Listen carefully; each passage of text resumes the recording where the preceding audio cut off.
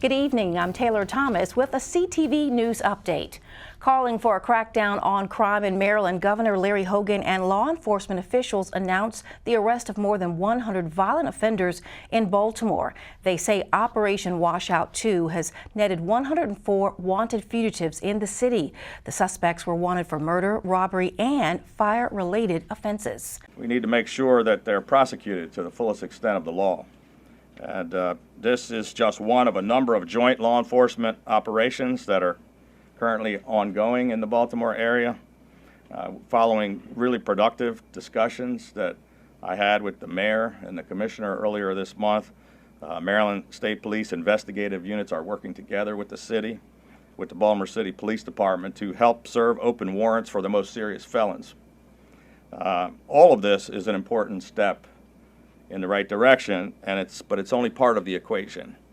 We also need to work together to make sure that the city has the tools to prosecute more and sentence more of the most violent criminals to get them off the streets. The operation ran for about 2 weeks.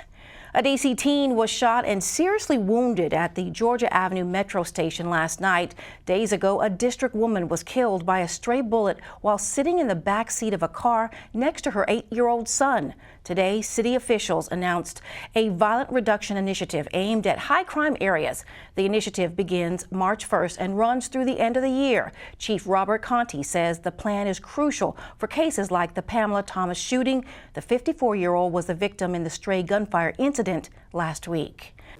You know, this 8-year-old kid his mom got murdered next to him. Think about that for a minute, right? This kid will probably have issues for a very long time to come.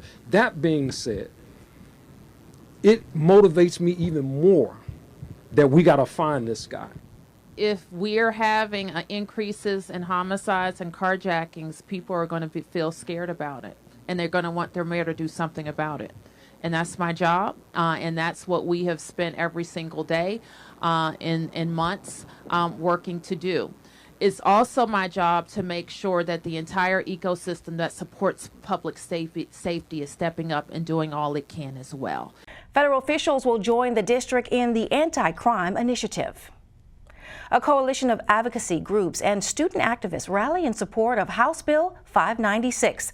The measure would create an environmental and human rights amendment to the state's constitution. A student-led rally was set for this afternoon in front of the State House in Annapolis. Advocates say Marylanders have a right to a healthy environment. The bill basically creates and states that every Marylander has an inalienable right to a healthy environment, and that the state is a steward of our natural resources and environment. It creates basically an ability, a standing, if that right is violated, to actually pursue legal action if that's appropriate. If the measure passes, it then goes on the ballot in November as a proposed constitutional amendment. Here are the latest COVID-19 stats for Maryland. Of the 854 newly confirmed cases, 101 are in Prince George's. The county's positivity rate is at 2.67%, which is slightly higher than yesterday's number. 7 Marylanders have died of COVID since Thursday. 627 remain in the hospital. Twin brothers from Temple Hills face federal wire fraud charges for illegally obtaining COVID relief loans. Brothers Jerry and Jaleel Phillips face up to 20 years in jail if convicted. Authorities claim they submitted fraudulent PPP loan applications. They also allegedly filed false unemployment insurance claims. The scheme totaled nearly $1 million. It's a case that's drawing national attention. It's the case of a Minnesota cop who fatally shot a black man during a traffic stop. A judge today sentenced former police Kim Potter to 2 years in prison. Potter says she mistook her handgun for her taser when she fatally shot 20-year-old Dante Wright. She was convicted of first and second-degree manslaughter last year. Potter served 26 years as a police officer. You're watching CTV News. I'm Taylor Thomas. Back in a moment. Every 2 minutes, a woman in the U.S. is diagnosed with breast cancer. And in that moment, her life changes forever. The toll is great. The need is greater. The need to find comfort in the dark hours. the need to find hope in the cures.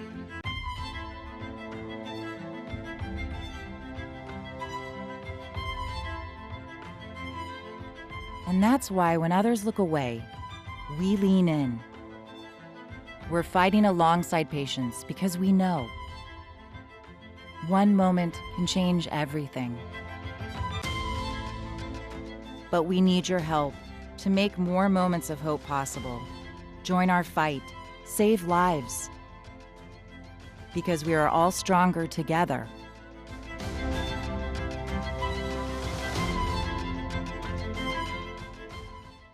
One in 365 African Americans battle sickle cell disease. I was one of them. Life back then was painful. I was in and out of the hospital and had frequent pain crises. A blood stem cell transplant is the only cure for sickle cell disease. I was fortunate to find a perfect match in my younger sister, but many patients do not have a compatible donor in their families, and Black patients have only a 23% chance of finding an unrelated donor. More Black donors are urgently needed to help save lives. It only takes a simple cheek swab to join the Be the Match registry. Learn more about becoming a donor and access free patient resources by visiting endsicklecell.org today. You or someone you know could be the cure for a patient battling sickle cell, like me.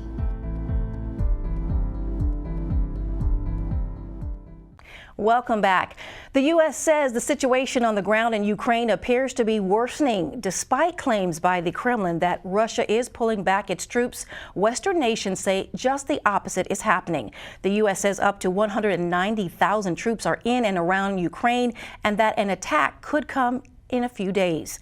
Maryland Congressman Anthony Brown says the impact would be devastating, including the bloodshed of many innocent people and a significant impact on worldwide fuel supplies. Europe is a huge trading partner for the United States.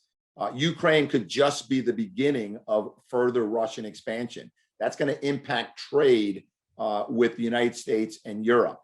And while, look, we can't lose sight of the fact that if Russia invades, regrettably, so many civilians are going to die, and it could include Americans in Ukraine. But also let us remember that it will have a huge economic impact on the world and certainly the United States. A U.S. official has called the Ukraine crisis the most significant military mobilization since World War II. Police are investigating a fatal overnight shooting in Rockville. It occurred near the intersection of Bradley Avenue and Fletcher Place. The victim, a 22-year-old, was found lying in the street. He was transported to a local hospital where he died. Anyone with information on the incident is asked to contact Crime Solvers at 1-866-411-TIPS. He grew up in Prince George's, is currently on the county's Democratic Central Committee, and now has his eyes set on Annapolis. Meet Christopher Stevenson. He's running for state delegate in District 24. From working on Capitol Hill to the General Assembly, Stevenson has a lot of experience in the government. He's worked for Representative Donna Edwards and State Senator Joanne Benson. Stevenson says he's running to help his community. My district currently has a lot of needs that haven't been met yet. We live in a healthcare disparity district. We also live in a district where there's a lot of food deserts. I'm running because I want to implement a lot of changes that just doesn't deal with the aesthetic, but I want to create systematic changes that are needed in the community. Stevenson's top priorities include healthcare, education, and economic empowerment. Election officials could struggle to implement changes that might result from challenges to Maryland's new legislative redistricting map. And they say it could affect the June 28th primary. The special magistrate assigned to look at the issue says he'll try to get his report to the Court of Appeals no later than April the 4th. A hearing on petitions against the new legislative districts is scheduled for March 22nd.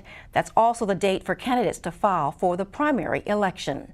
4 challenges have been brought against the state's new map. And we'll be back with more in just a minute. Stay tuned. My mom and dad were traditional Asian parents. Now my father would go to work before I woke up in the morning, and then he would come home too tired to play with me.